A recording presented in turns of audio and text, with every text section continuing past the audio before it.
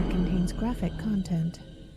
Back in 1975, a serial killer went on a killing spree in Detroit, Michigan, from February to October. This serial killer was given a couple of nicknames at the time. After some investigations, it was thought that the suspect may have suffered from a condition called acromegaly due to his large hands and feet. Acromegaly is the abnormal growth of the hands, feet, and face caused by the overproduction of the growth hormone by the pituitary gland. This possible condition is where the nickname came from. As the crimes were committed in Detroit's Cass Corridor neighborhood, he was also given the nickname of the Cass Ripper, but Bigfoot Killer stuck because of the unusual name. And who doesn't know who Bigfoot is? At that point in time, there had been a number of Ripper killers in the United States and abroad already, but there had never been a Bigfoot. The Bigfoot Killer is responsible for some pretty awful crimes. He chose young girls between the age of 16 and 22 who were being prostituted on the streets to be his victims. In early 1975, he committed at least 4 rapes, with his victims going to the police and describing his appearance, from which this facial composite was created. It's assumed that he worried about being caught after the victims had gone to the police, and fearing arrest, he changed his tactics. That's when he started making sure there were no witnesses left behind. Between February 16th and October 20th, this guy killed a total of 7 women, 5 black and 2 white. During the investigation, witnesses reported that the killer had been driving a beige Oldsmobile after offering $15 in exchange for prostitution services. He lured the victims to his car. Then he threatened them with a knife, beat them severely, raped and sodomized them, all before he finally strangled them to death. He was described as a muscular, tall, African-American male with facial hair and an afro, likely between the ages of 30 and 35, with large hands and feet. After this information was revealed to the public at the end of 1975, a number of NGO, non-governmental organizations, activists, and several hundred residents of the Cass Corridor organized a rally in front of the police station, accusing authorities of negligence, claiming that the police didn't care because of the victim's social status.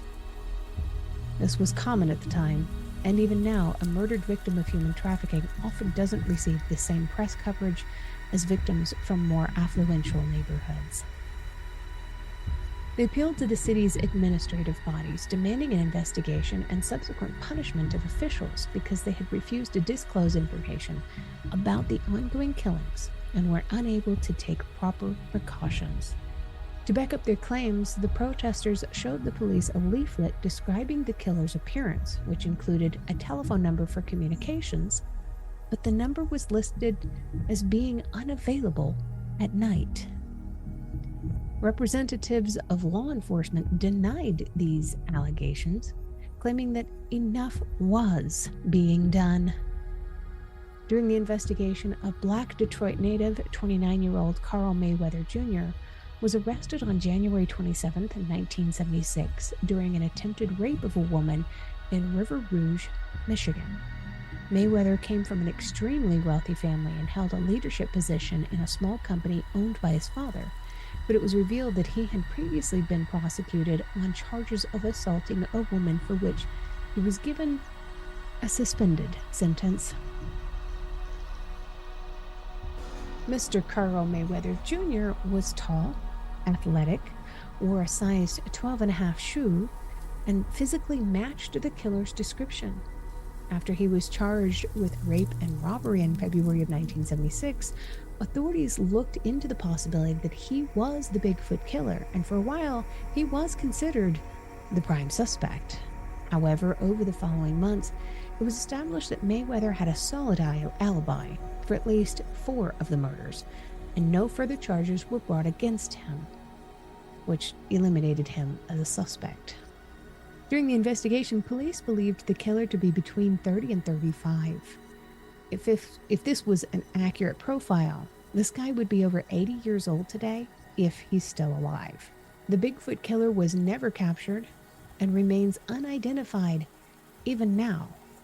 His victims, however, were identified. These women all had names.